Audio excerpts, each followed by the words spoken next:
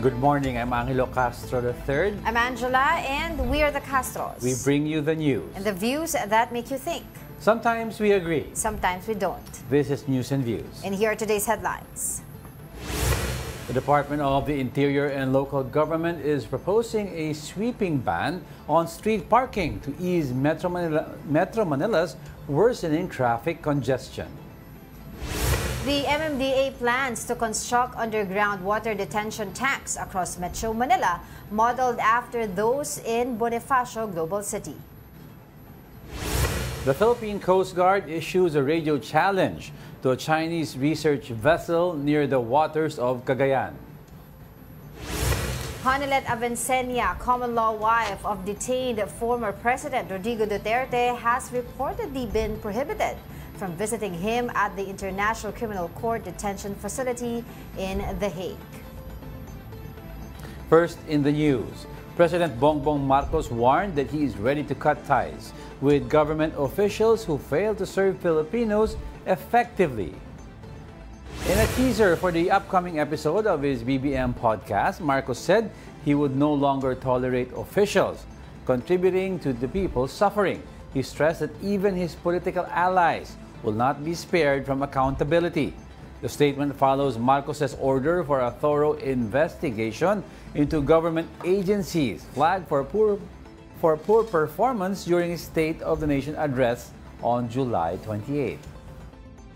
Dinadaanan na hirap na dinadanas ng ating mga kababayan. They have to be told who is responsible and somebody has to answer for their suffering. Sorry na lang. Hindi na kita kaalyado kung ganyan ang ginagawa mo. Ayaw na kitang kaalyado. Now, the government is intensifying its efforts to clean up waterways in Metro Manila to prevent severe flooding during the rainy season. Here's a report. President Bongbong Marcos has launched a flood mitigation effort focused on cleaning Metro Manila's esteros to help ease flooding during the rainy season. The initiative, dubbed the Bayanihan sa Estero program, targets the cleanup of 23 esteros across the metro.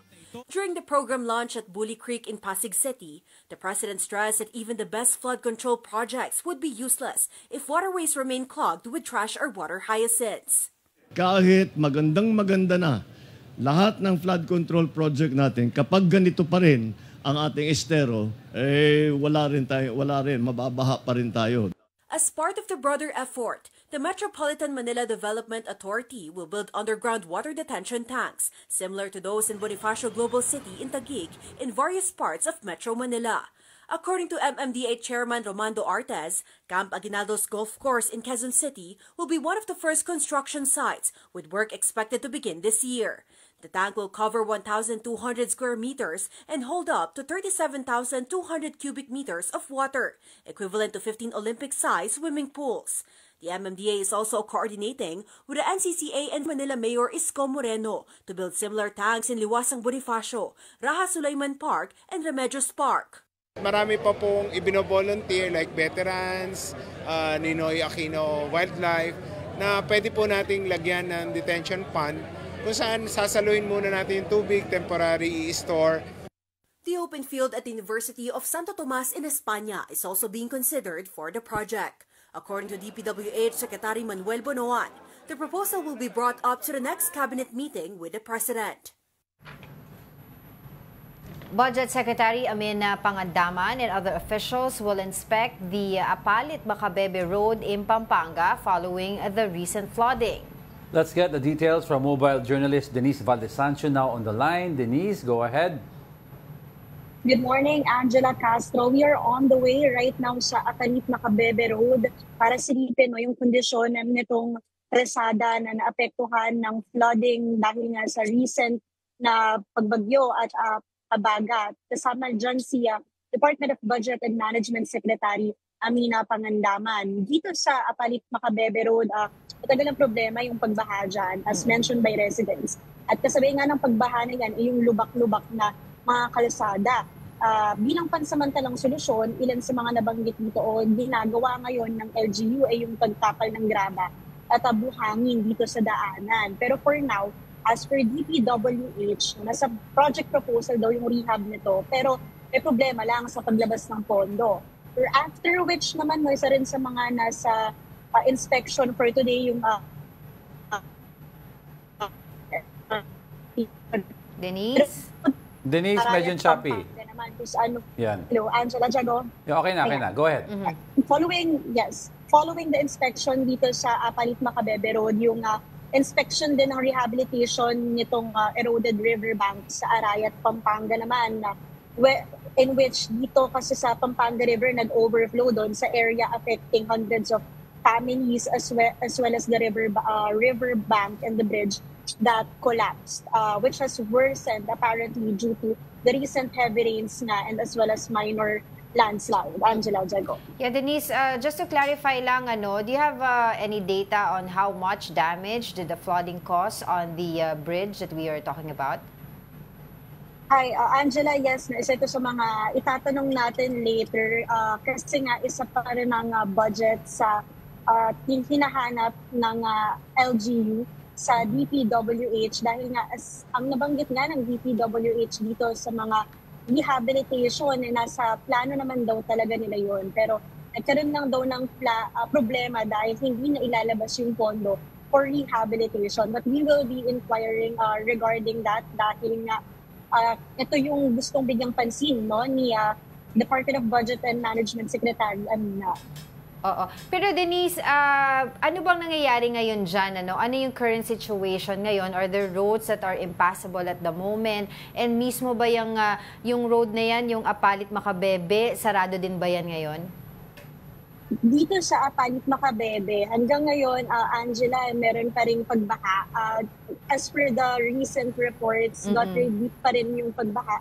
Although, ang short-term solution ginagawa nga ng mga tao at ng LGU dito ay yung pagtapal o pagtambak ng graba at buhangin para lang maging passable. But dito sa may riverbank, sa may Arayat, Pampanga, yung bridge, right now it remains impassable. Pero nabanggit mo nga lastly, Denise, nabanggit mo nga na this has been happening dyan sa lugar na yan at hindi na nga to bago sa mga residente dyan. But I was wondering bakit ngayon lang naisipan na i-check ngayon ng government officials? Actually, Angela, they've been checking kasi dahil nga this is under DPWH. Yeah.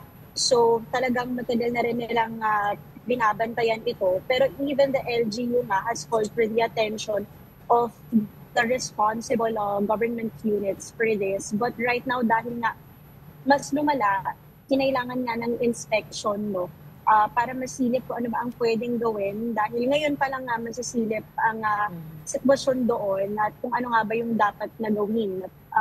But they've been trying to address this for years now with the help of both the LGUs and of course DPWH, itong Department of Budget and Management, Angela. But we will continue to get in touch with you regarding this issue. For the meantime, maraming salamat sa ating mobile journalist Denise Valdesancho. In weather, Pag-asa is monitoring a new low-pressure area. It was spotted 1,445 kilometers of eastern Visayas outside the Philippine area of responsibility. Its chance of developing into a tropical depression in the next 24 hours remains low. The LPA has no direct impact yet on any part of the country. Habagat, however, will continue to trigger isolated rains over Batanes and Babuyan Islands. The rest of the country are now experiencing a monsoon break. So far, fair weather is expected. The Department of Health is now on alert for a possible surge in leptospirosis cases following recent heavy rains and flooding. From July 13 to 31, 569 cases have been recorded nationwide. Symptoms of leptospirosis include fever, headache, chills, body pain, and eye redness. If left untreated, it could lead to kidney, liver, lung, or heart failure. The DOH urges the public to seek medical help if symptoms appear and warns against taking antibiotics such as doxycycline without a doctor's prescription. Many roads made of asphalt get damaged during the rainy season. But why is asphalt still being used to patch potholes on our roads? Para bigyan ng mukha ang balita, Mobile Journal, Evan Tarinque.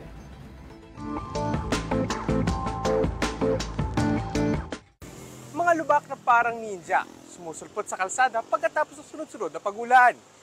Hindi lang pahirap sa biyahe ang mga ito, delikado pa sa kaligtasan.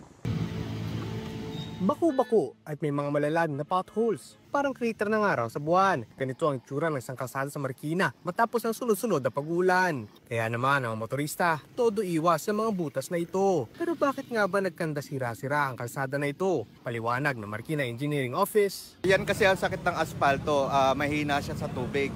Kaya pagka nababad lang yan, nawawala yung binding niya, yung binder. Kaya kumakalas doon sa pagkakakapit niya sa kalsada. Pero kahit mahina sa pagkababad sa tubig ang aspalto, ito pa rin daw ang pangunahing ginagamit sa mga kalsada dahil mas makapit ito sa gulong, mas mabilis i-repair at pinoprotektahan ng sementong nasa ilalim. Ang aspalto kasi sa kalsada, ilang minuto lang matapos ilagay. Pwede na ulit ipagamit sa mga motorista maliban sa mas mabilis ang proseso. Mas smooth ang finish ng surface nito kumpara sa semento. Kaya ang ending, smooth din ang ride para sa mga motorista. Mag-uubos kami ng oras para sa curing time nung semento. Unlike ng aspalto, pagka patching namin ng aspalto, pwede na kagad daanan yan. Ngayong maganda na ang sikat ng araw, nagsimula na raw agad ang Marikina LGU na ayusin ang mga nasirang aspalto sa nagdaang mga ulan. Ito ay para maiwasan pa ang paglala ng mga sira at mabawasan ang posibilidad ng aksidente sa kalsada. Isang malalim na lubak lang kasi, pwedeng masira ang sasakyan o magdulot ng disgrasya. Meron siyang safety aspect. Ang aspalto kasi is masyadong makapit sa gulong ng mga sasakyan. Ang semento pagka nabasa, madulas. Maliit man o malaking lubak, kailangan agad aksyonan para hindi magdulot pa ng malaking kapahamakan. Mobile Journal Infantering Kipo, hatid ang mukha ng balita. Well, nagkakatalo lang dyan sa quality ng asfalto na gagamitin kasi there were reports before, di ba, doon sa different areas na gumagamit ng asfalto. Yung mga low quality na konting daanan lang ng mga trucks ay nasisira na ulit, nagiging lubak na rin siya. But usually asphalt is used sa mga sa autobahn or sa mga German highways. It's because sa mga karamihan dumadaan yung high-speed cars. And totoo naman, nararanasan ko yung when I drive.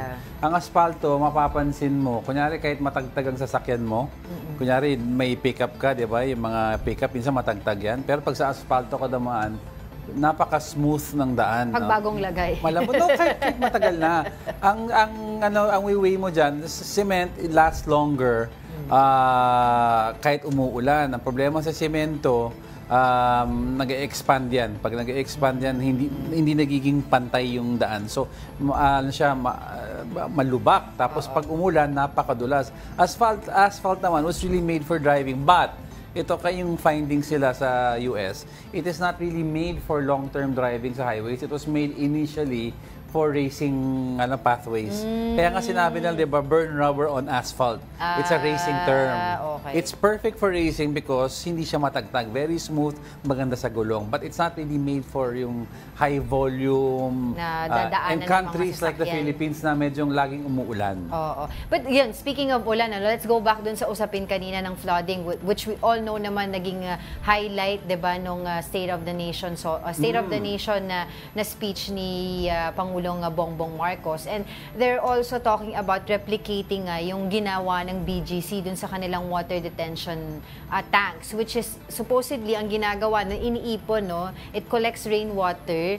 Tapos, it can hold 22,000 cubic meters dun sa kanilang tanks. Tapos, after mag-subside nung storm, it will eventually release into the tributary of Pasig River. So, yun nga sinasabi, naging effective siya. So, if you will look at the area of that area, no, sa BGC, walang baha doon because of what they did. So, ngayon, they are looking at that idea na baka po pwede gawin sa iba. Pero sabi nga ni DBM Secretary Amina Pangandaman, they're asking different LGUs right now to submit, including DPWH, to submit different, yung menu of solutions. Kasi they recognize na each area would need different type of solutions. Speaking of different type of solutions, kasi yung detention tanks were designed for moderate floods area. And yung BGC area, although Taguig area is a basin also, but it's not as low as, let's say, Marikina or some parts of Manila. Ang problema sa detention tank, hindi nag-open yung water gate niyan towards the tributary ng Pasig. Unless mag-subside na yung storm. So ang problema, let's say you have the rains that we had yung 2 weeks ago, Oo, yung one week and you have a detention tank sa Manila area na way below sea level. Ang mangyayari dyan, habang umuulan, di ba, the detention tank, hinuhold niya yung tubig. Pero ang problema niyan, pag napuno parang yung siya, tank, catch basin pag napupuno yung tank, hindi pa rin magre-release yan.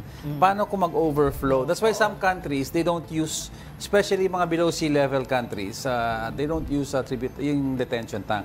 But sa BGC, kasi moderate rain area yan. Yes. Pwede yan. Pero you cannot put that in the lowest point Marikina, lowest point of Marikina or Manila. That's why sinabi naman nga ng DBM, they're looking into menu of solutions. Kasi nga, they recognize the fact na yung different areas that we have right now, especially in Metro Manila na binabaha, require unique solutions, di ba? Yes. Kasi nga iba-iba yung mga nararanasan natin Saka, na pagbaha you have to dyan. remember yung population level ng BGC area is not as dense as Manila. Other areas. And the water quality there, kasi sa Manila, you have water that tend to be a little murkier or thicker.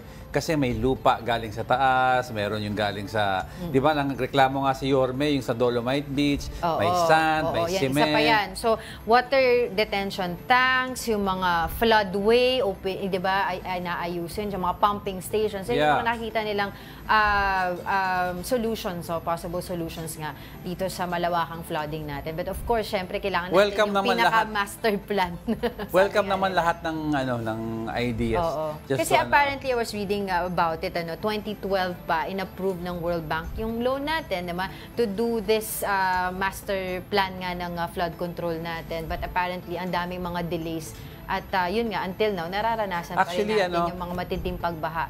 There was a documentary I was watching, a short film documentary sa YouTube. It was conducted by the World Bank about why the Philippines, or specifically Metro Manila, is prone to flood. Apparently, ang tawag sa Manila, Metro Manila area, negative positive. In other words, Metro Manila area is sinking. So, example lang, I don't have the exact number. Kunyari, 4 millimeters a year, di ba? It's sinking 4 millimeters a year. But as we sink 4 millimeters a year, ang taas ng tubig nag-i-increase 5 millimeters a year. So, every year, negative tayo. So, no matter how many pumps you have, no matter how much you dredge, we are 1 millimeter below sea level. So, no matter... Plus, take into account also yung mga areas na dapat pala floodway siya or waterway na ginawang daan. So, yung flow ng tubig talagang nagkakaroon Actually, ng based sa docu na yun, kahit yung floodway, hindi mo ginawang daan at sabihin mo na dinedicate mo as floodway yan, the mere fact that you're 1 millimeter below sea level, di ba? You're below sea level no matter what you do, babahain at babahain ka. It's just that it's a matter of how worse it can get. Let's face it, kasi Metro Manila was not designed to be inhabited. It was a basin. Diba? Ang pwede mong tirahan yung outskirts of Metro Manila, yung mga areas na medyo mataas-taas. Diba? Ang problema, lahat ng water control, flood control projects natin sa Metro Manila to mitigate flood, saan natin binabato? Dapat pala na nasa DPWH ka pinanood ko kasi to. Saan mo binabato? Sa Laguna. Sila naman ang nagbabaha. Diba? Kawawa din naman. Kaya ngayon ginagawa ng water detention, kaso yun nga, nabanggit mo. It doesn't work for high volume floods. Hindi nila nire-release yun unless mag-subside kasi magbabara nga, diba? Yung mga kita mo itong video na nasa screen natin. Okay? Gumawa ka ng assumption sa tabi ng kotse na yan, nakikita mo, may water detention tank ka dyan. Water detention tanks open ang taas niyan. So kung ganyan ang flood mo, diba? Ano nangyari? Ganon din. Basura pa sa estero. Diba? Ganon din. The water from the detention tank, lalabas pa rin. Diba? At mas lalala because you don't release it. So, which area kaya, ang tanong dyan, which area could replicate yung water detention tanks ng BGC? Kasi sinabi naman nila, inamin naman nila not all can do that. Diba? Eastwood, Rockwell. Pang mayayaman. Hindi, pang medium populated areas, but not densely populated areas. All right, we'll be back with more stories after the break. Keep it here on One News.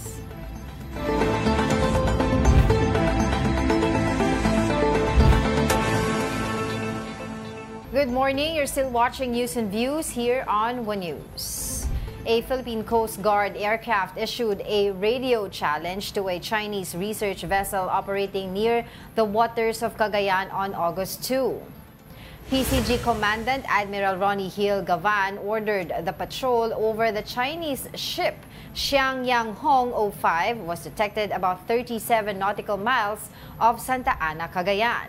The vessel was later spotted just 14.92 nautical miles from Babuyan Island and did not respond to the Coast Guard's radio challenge. According to the PCG, the ship first entered the Philippine Exclusive Economic Zone or EEZ on June 7, exited on June 9, and returned on July 31. It reportedly conducted nearly 22 days of marine research near Guam before heading back to Philippine waters. As of Sunday morning, the Chinese vessel was tracked about 86 nautical miles from Calayan Island, Cagayan.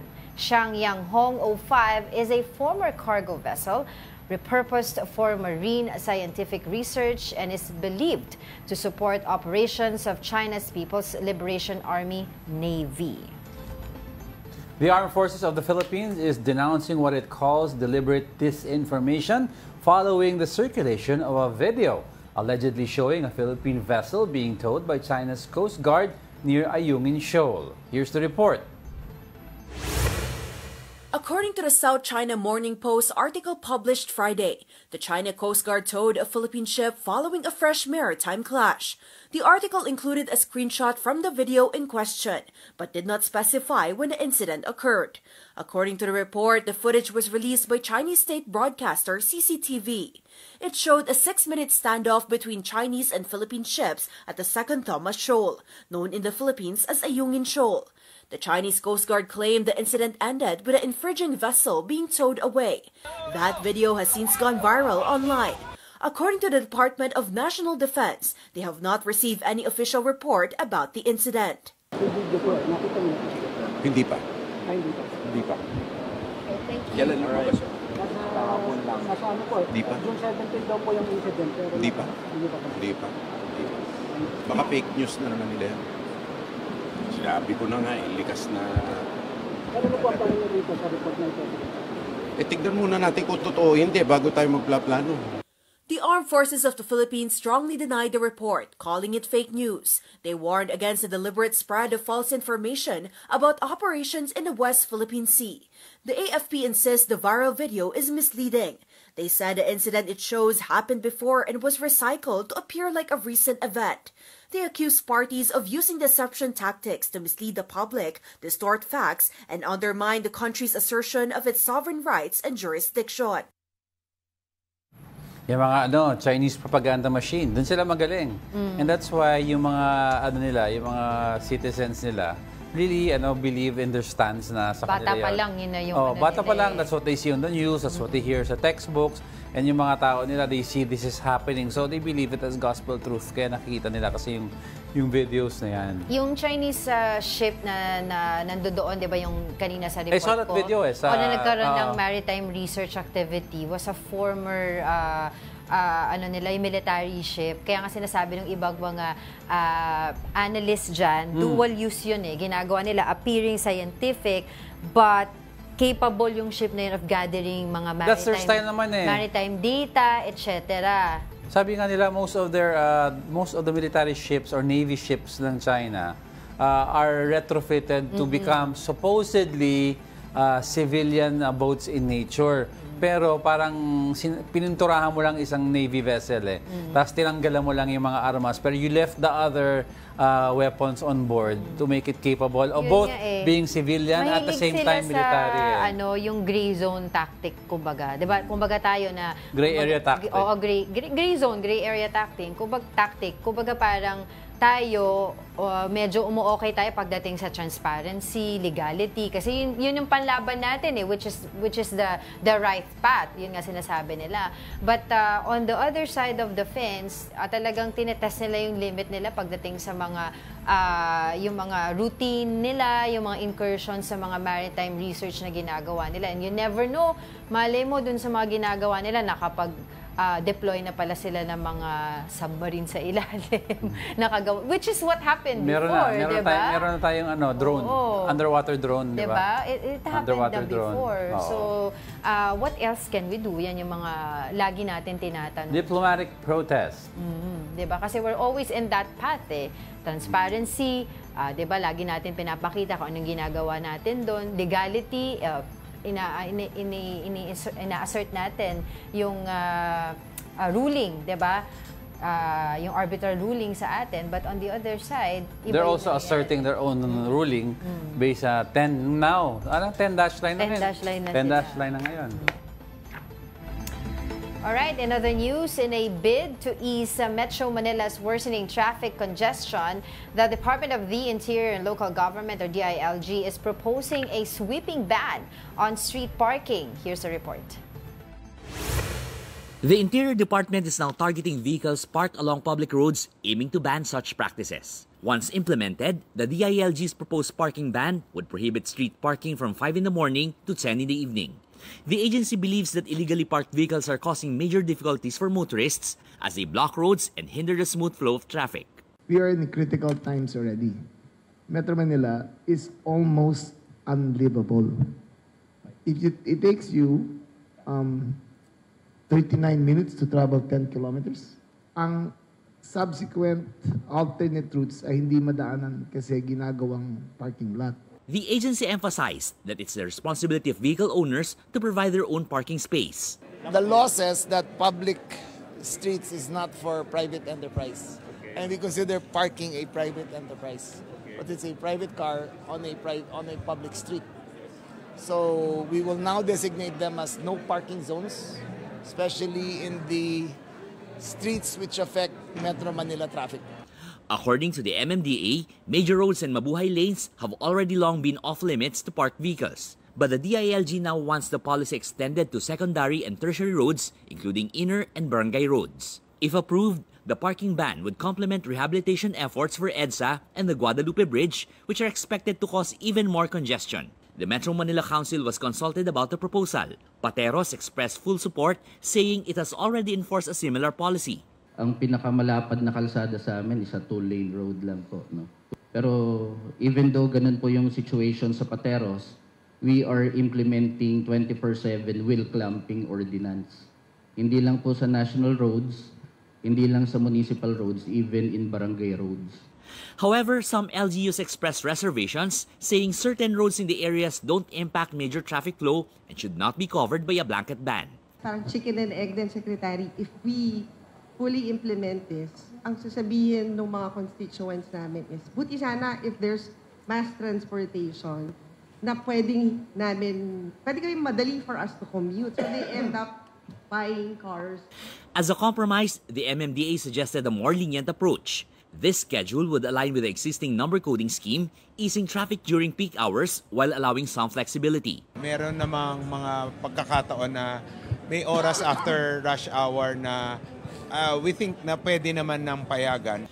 To move things forward, the MMDA and Metro Manila Council will convene a technical working group to consolidate proposals and identify specific roads where the no parking policy will be enforced. For News 5, Gerard de la Peña, we are One News. Pero agree yung ako problema doon, talaga kasi. Let's go muna doon sa issue na talagang may mga kalye na talagang magkabila yung parking, hindi ka na makadaan. So yung issue na yung mga emergency vehicles like yung mga ambulance, yung mga fire truck, hindi makadaan, hindi makapag-responde doon sa pupuntahan nila because eto nga nakaharang yung mga hindi naman dapat nakapark doon sa mga lugar na yun. Pero agree ako sa sa mabuhay lanes saka primary roads na wag because those are those are what you call outer arteries ng EDSA. In other words, diba, for example, if you're driving Cubao southbound, pag nagta-traffic ka, kakanan ka dyan sa may bus terminal kasi iikot ka tapos you'll connect back into EDSA. Yun ang wag niyong paradahan because parang binara mo yung daanan ng dugo, di ba? Pero yung sinasabi nilang barangay roads na secondary na kung saan may mga houses, number one, hindi kasalanan ng tao kung gano'n ang zoning area na they're selling houses without parking area. So wala silang recourse but to park there. Number two, ano yung alternative mo? O sige, bibenta ko yung kotse ko para kailangan sabihin mo, talaga yung ano yung mass transport, ano yung bus route na pwede kong sakyan pag wala na akong kotse mula sa kinaroroonan ka, I wala. remember kasi diba? noon pa pinag-uusapan yan yun magkaroon ng policy na pakita mo muna yung proof of parking space mo bago ka makabili ng sasakyan. So, I remember marami rin talaga yung kumbaga hindi nagustuhan yung ganong policy. Pero isa yan sa mga pinupush din right now dahil nga daw sa traffic congestion dyan sa Manila. Pero kasi sabi nila, before we move forward, this will really affect daw yung mga low-income vehicle owners. Pero sabi nga kasi ng ibang mga analyst din ng mga parking, yung mga specialist, di ba dapat yung solutions to traffic shouldn't be a burden to the people. In other words, hindi mo i-burden yung solution sa tao. Di ba? Kung maghanap kayo ng paraan kung paano, then tignan natin if it's workable, di ba? Yung hindi mo yung kayo mag-adjust. No, let's dapat lahat tayo kanya-kanyang but we have insights, let's get some insights from the lawyers for commuter safety and protection. Their spokesperson, Attorney Albert Sadili, is now joining us via Zoom. Magandang umaga po sa inyo, Attorney. Thanks for joining us. Magandang umaga rin po at salamat po sa imbitasyon ninyo. Magandang umaga din po sa lahat ng mga nakikinig at nanonood ng yung programa. Okay, Attorney, of course yung statement po ninyo dito sa sinasabi ng DILG, yung kanilang proposed street parking ban from 5 a.m. to 10 p.m. Actually, ito na yung parang pinaka-halfway solution na nakikita nila doon sa kumbaga nagtatalo po kasi na sweeping ban ba talaga or lagyan na lang natin ng schedule? Opo, sa amin naman pong grupo, suportado po namin itong proposal na ito sapagkat nangangailangan po talaga ng ganong polisiya na kung saan ay ipo-prohibit po talaga ang mga illegally parked vehicles sa ating mga kalsada sapagkat ito ay isa sa mga major contributors po ng traffic congestion. Nabanggitin po namin sa aming grupo na kami nga po ay sumusulong rin sa total ban sa buong oras ng isang araw sapagkat ito mismo ang tinatakda ng ating batas sa ngayon. So, yun po ang posisyon po naming grupo sa bagay po niya. Attorney, yung keyword dyan kasi illegal. So, madami sumasang-ayon dyan. Dapat yung mga illegal areas or non-parking areas, hindi talaga dapat paradahan yan. Pero may mga areas kasi also na pinayagan ng mga ordinances of certain areas na pagpayagan na mag-park doon. So, ano yung stand nyo doon? Totoo po yun. May mga existing ordinances po ang mga respective local government units na kung saan ay nagbibigay nga po ng limited na pahintulot sa ibang mga lugar, lalo na yung mga kalsada na hindi masyadong dinadaanan ng traffic na pinapayagan ang mga motorista na mag-park. Ngayon naman po, in-highlight po namin na ito ay mga ordinansa. Pero meron tayong national law na mismo nagsasabi na bawal po talaga ito at sa buong oras. So, ang isang ordinansa po kasi ay subordinate ng isang national law. At nilatag na po ng ating Supreme Court yan na isa sa mga requirements ng isang valido na ordinansa ay dapat hindi ito contrary sa Constitution or any existing law. So kapag po, given these times, naintindihan naman po natin na itong existing law natin, which is RA 4136, the Land Transportation and Traffic Code, ay lumang batas na, 1960s na.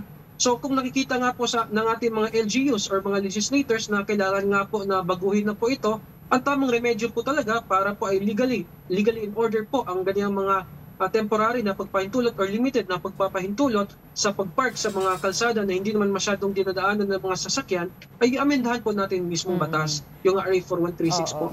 But Attorney, before we implement this, kasi what's going to happen is may retroactive effect din ito. And yung mga ibang, at least daw 60% of those parks sa streets, wala daw actual parking space. So hindi ba dapat gawin natin ng solution muna, like every government, local government should put up a public parking space na pwede naman pagkakitaan din ng pera before you actually implement the law, because saan mo ilalagay lahat ng kotse na ito? Opo. Kasi nga, sa situation po ngayon, over the past years, wala talaga naging regulation din doon sa pagbebenta ng mga sasakyan. So marami pong nagmamayari ng mga sasakyan ngayon na wala pong mismong garahe na mapaglalagyan. So tama po yun i-highlight na sana nga po ay meron din namang designated parking space na ipoprovide ang ating mga LGU or meron naman mga existing na parking spaces ang ating mga commercial establishments. Minsan nga po lang kasi sa mga motorista po kasi ay parang hesitant na mag-park kapag yung parking area ay medyo distansya po sa mismong lugar na pupuntahan nila or sa tinitirahan. Gusto yung nasa tapat mismo. Wherein yung tapat mismo ay prohibited spaces. So siguro po doon din po sa aspect na yan, sana po ay maging ganun po ang pananaw ng ating mga motorista na mag-park doon sa mga properly designated parking areas po kahit ito ay medyo considerable distance sa kanilang pupuntahan. Correct. Pero just to be clear lang po, Attorney, yung sinasabi po ninyo nga matagal ng batas natin, yung RA 4136, outwardly banning itong mga street parking na to, kapag ka merong mga nagko-contradict na mga ordinances sa mga lokal na lugar po natin, ibig sabihin dapat po ang sinusunod yung mismong batas natin. Opo, ganun po talaga ang effect kasi po ay ang national law ay contrary ano po talaga yun po ang mas malakas compared sa ordinances. Pero meron din po kasi tayong tinatawag na presumption of regularity or presumption of constitutionality. So ibig sabihin habang nandyan, lahat ng mga ginagawang batas or aksyon ng ating gobyerno ay considered as valid unless annulled. So ibig sabihin habang pinapatupad po niyan hanggat hindi pa po siya nanalipay sa proper forum which is ating mga korte, valid existing naman po ang mga ordinansang iyon. Pero linawin lang po namin ay naintindihan naman po namin itong mga ordinansang ito, mga ginagawang hakbang ng ating LGU, is just that we are proposing na for just proper po ang legal order ng lahat, ay itong mga ordinansa nito ay i-incorporate na sa mismong amendment na gagawin ng ating batas sa ating national law para wala na magiging conflict po sa dalawa. Actually, magandang idea yun, Attorney, no, na para kasi minsan iba-iba yung nagiging ordinances depende sa local government. Pero ang explanation kasi nila dito is sila daw ang nakakaalam ng development ng area. Kung ano yung itsura daw ng isang barangay 5-10 years ago is not the same now. Kaya daw nag-iiba-iba, for example, let's say, pag nag-iba yung mayor ng Manila, dating pumaparada sa Quiapo, hindi na pumaparada ngayon. So how do you get all these cities within Metro Manila on board to form, for example, at least kasi sinasabi nila, ang mabuhay lane natin, Attorney, free from illegal parking. Meron pa rin dyan pag sa mga downtime na sumusulpot na pumaparada Paano natin i-enforce to na densely populated, complicated ang setup ng Metro Manila? Yan nga po ang concept din talaga ng local government unit sa ating local government code kung saan kaya po nagkakaroon ng local governments ay para po, kasi sila po yung mas nakikita at natutugunan po talaga yung mga pangailangan ng kanilang mga constituents sa respective jurisdictions po nila. It's just that po, meron lang talaga tayong national law which is yun yung nag-govern right now with respect to this issue ng legal parking. So, nga po sa pag-amin ng ating batas, pwede pong i-empower ng ating Congress na i-delegate po ang ganitong specific na task sa ating mga local government unit para magbigay sila ng kanilang magbigay ng authority or power sa ating mga LGU para mag-set ng ganong exemptions sa mga limited parking space areas. Dahil ko lang ito, Attorney, before I move on to Angel. Yung, Attorney, gusto ko lang i-clarify, ano ba yung kapangyarihan ng isang barangay in regards to designate parking? Kasi minsan sila mismo ang yung buong daanan sa harapan ng barangay hall, ginawa nilang parking lot nila. At pag sinisita sila ng MMDA, meron silang sinasabi even yung mga business establishments, jurisdictional issues. So ano po ang kapangyarihan ng isang barangay with regards to that issue? Yun po, technically po talaga, prohibited po talaga yan.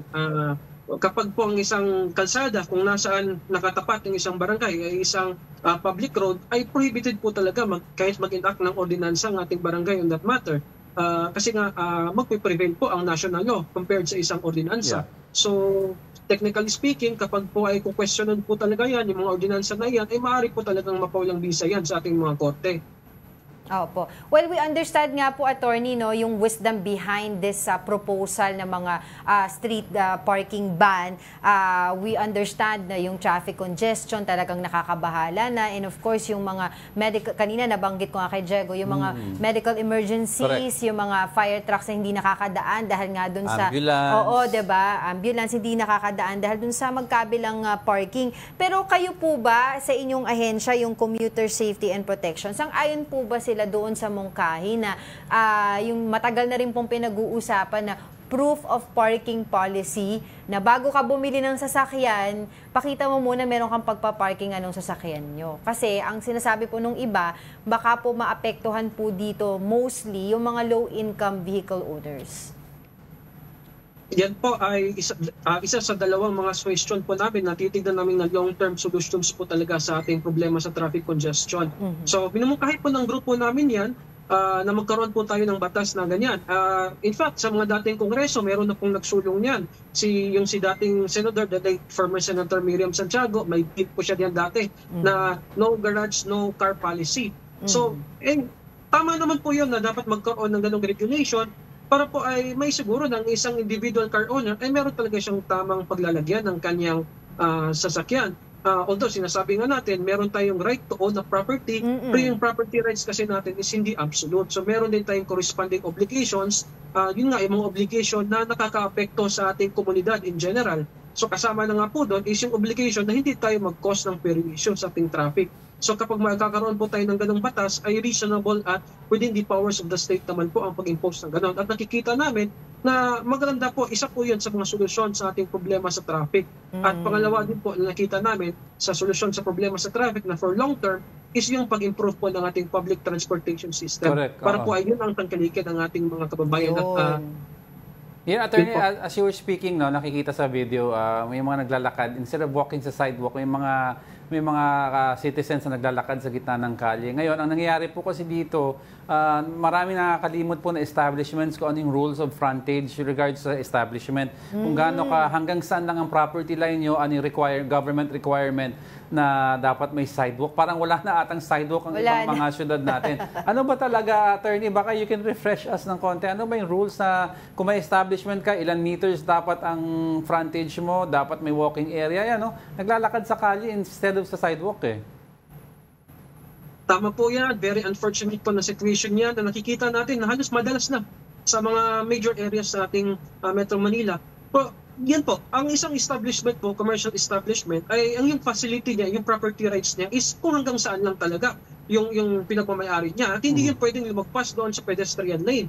So hindi pwedeng i-cover ng ating mga commercial establishments, maglagay sila ng istruktura or anumang structure na may balakid po sa ating mga pedestrian lanes na pwedeng na yun naman sana dapat daanan ng ating mga pedestrian. No, kaya nakikita natin imbes na doon sa sidewalk or sa sidewalk dadaan ng ating mga tao ay doon na lang sa kalsada kasi may harang na. So mali po talaga 'yon. It is considered as a nuisance, as an obstruction. So technically speaking, pwede po talagang ipagiba po 'yan ng ating gobyerno. Lastly, attorney, would you also be looking at the possibility that requiring yung mga establishment, no, business establishment, na kung mag-require po tayo sa mga vehicle owners na magkaroon ng parking lot bago bumili, yung mga business establishment din po na bago po magtayo ng business nila dun sa lugar na yon, make sure na may parking space din. Opo, maganda pong situation po yan na magkaroon po dito lang. Hindi lang limited sa ating mga residents. So, yung mga commercial establishments din. Although, meron po naman tayong remedyo naman po yan na hindi naman lahat ng commercial establishments siguro ay kailangan mag-designate ng kanilang individual na parking areas. Meron naman mga malalapit na mga establishments na kung sa or mga open areas na pwede nilang i-kontrata or kausapin na doon din ang designated parking spaces ng mga customers po nila. As long as as meron pong mga parking spaces na malapit sa area at yun nga po ay sana tangkilikin din natin pong mamayan na kahit considerable distance ito sa kanilang pupuntahan, as long as nasa tamang garahe or parking space po ang kanilang sasakyan, yun po ang kinakailangan natin para hindi tayo makapagdagdag sa permisyon ng ating traffic. Minsan kasi nakita namin very quickly na lang na problema dito yung mga establishment na merong parang small space sa harapan nila, inaangkin na nila. Hindi ka na pwedeng mag-park doon kasi akala nila kanila yon. May mga guard sila nakatambay doon at sinasabi doon sa mga gustong mag-park, hindi pwede kasi sa kanila yon, which is wrong, di ba? Kasi yun yung sinasabi ni Diego, yung frontage rule eh. Public yun eh, public property yan. Opo, pag sa harap, yung harap po talaga mismo nila, public property na po yan. Unless na lang kung nasa loob po talaga ng establishments ng area nila. Within property. Yung parking space na yun. Opo. Alright. Maraming salamat po sa inyong oras. Lawyers for Commuter Safety and Protection spokesperson, Attorney Albert Sadit. Pero mabilis lang. Salamat din po sa inyo. Thank you. Yung sa sinabi mo na i-require ang business owners na mag-proof of parking. You cannot do that because not all business, let's say restaurants, ang foot traffic nila is not all yung car owners. May mga guests ka na commuters. Like for example, you go to yung Manhattan City, di ba? Na walang parking talaga doon. Ang sinasabi ni attorney, agree ako doon, yung as long as there's a designated parking area na pwedeng pag-arkilan, maglakad ka kahit malayo, mag-park ka properly sa designated parking area. Ang problema, not every local government or barangay area na may commercial, may designated parking areas. Kasi sa ibang countries, basta may commercial zoning, dapat... Kapag malaki yung business mo na people will go there talaga, dapat meron kang requirement. For example, di ba yung sinasabi ko Manhattan, within the commercial area, kailangan meron kang 250 car garage every computed square meters para magkapagtayo ng commercial zone. Alright. Ay nako, kakainit ang ulo. Alright, don't go away because we're not done yet. Stay with us.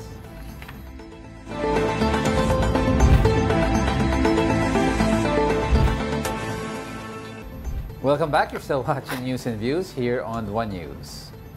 Hanilet Avancenia, common law wife of detained former President Duterte, has been barred from visiting him inside the ICC. Avancenia said the restriction was because she allegedly discussed the case with Duterte over a phone call on July 19.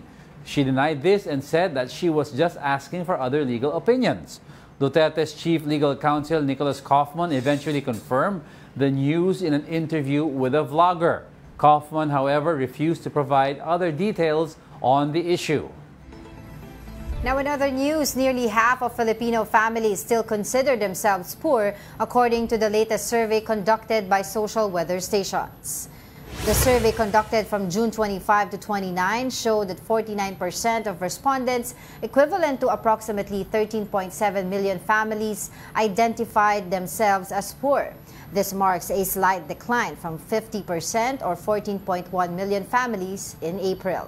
Another 10% said they were borderline poor, while 41% said they were not poor. By region, self-rated poverty was highest in Mindanao at 69%, followed by the Visayas at 60%, a balanced Luzon at 39 or 38% rather, and Metro Manila at 36%. Senator Erwin Tulfo called for the eventual phase-out of the Pantawid Pamilyang Pilipino Program, or 4Ps, citing persistent abuse and public stigma surrounding its beneficiaries. Instead of monthly cash aid, he recommended providing startup capital to help families build small businesses and achieve self-sufficiency. He said livelihood support for micro-enterprises such as sari-sari stores or online selling could empower families and make them contributors to the economy. Tulfo plans to raise the proposal with President Bongbong Marcos and DSWD Secretary Rex Gatchalian. Now in sports, Angel Canino continues to shine on the international volleyball stage, earning the Best Outside Spiker Award in the first leg of the 5th Southeast Asian Volleyball League in Thailand. The Alas Pilipinas standout played a key role in the team's bronze medal finish after a strong 25-20, 25-20, 16-25, 25-13 victory over Indonesia. Canino delivered in the clutch, scoring 5 of Alas's last 6 points in the final set.